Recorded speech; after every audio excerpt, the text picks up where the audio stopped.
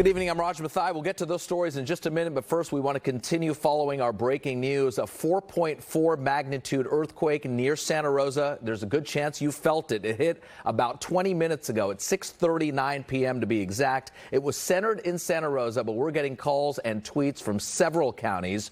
People are feeling it. Our chief meteorologist, Jeff Ranieri, has been tracking this for us.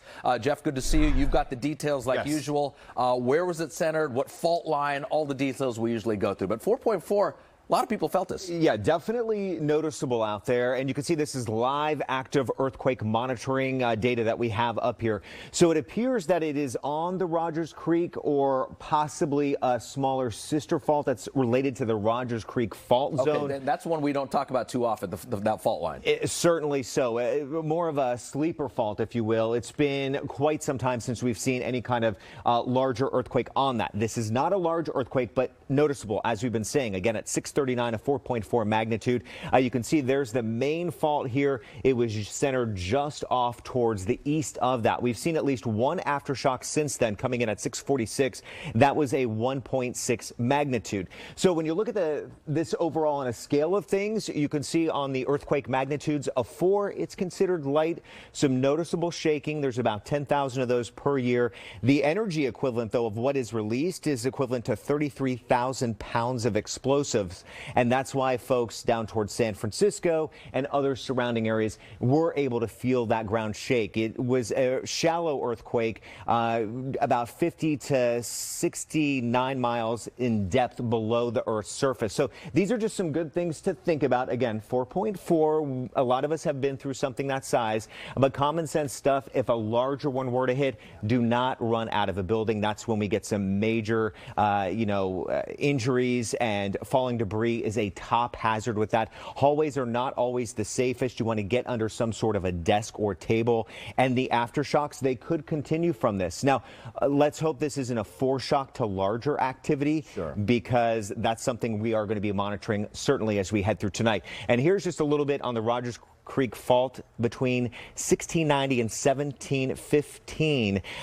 There was some earthquake data dating back to then that it was a 7.0 that struck on the Rogers Creek. So again, it's somewhat of a sleeper fault. So this is one we're going to be paying attention to. Certainly tonight, we're going to have those maps up and watching. And a couple things stand out. Happened about 20 minutes ago. 4.4 magnitude. Like you said, the actual scale, it's light. But people right now, I'm just checking my Twitter. San Francisco, yep, we felt it. Berkeley, yeah, we felt it. Of course, Sonoma County, Napa County, Marin County, a lot of people feeling this. And the time of day, 6:40 at night, most everyone now back from school or back from home, so everyone back from work, so everyone's at home feeling this. Yes, and we're going to have that live data up, but I think, again, these are the simple things to remember. We've had a lot of different news things happening with COVID and everything else, and that's a big danger that it's just kind of always with us. So it's common sense stuff, but good things to remember here if we were to get that big shaking. It's always good information to have very quickly. All right, Jeff, hang tight. We're going to get back to you in just a moment. Let's take a look at some other information now. Here's the seismograph as it came into our newsroom. This is one of our NBC seismographs. Again, 4.4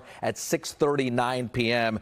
near Santa Rosa. But of course, a lot of people down in Marin County and Sonoma County feeling this. Petaluma, also one of many cities. Let's bring in NBC Bay Area's Terry McSweeney joins us now on the phone. Terry, where were you when you felt this? And take us through it. What did it feel like? I was sitting in my chair about to do a virtual interview at my place here in Sausalito.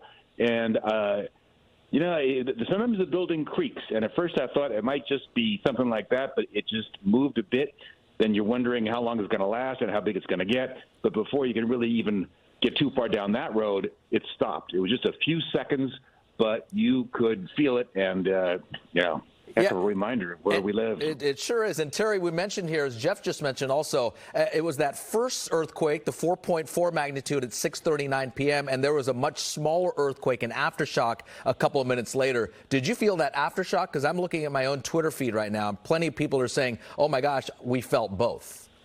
Wow. I did not feel the second one. I felt the first, just a little nudge, and I did not feel anything after that. Okay, Terry is in Sausalito. Hang tight, Terry. We'll see you reporting throughout this evening about this earthquake. Let's also bring in Jesse, who works at one of the Chevron gas stations in Santa Rosa, and this is kind of near the epicenter.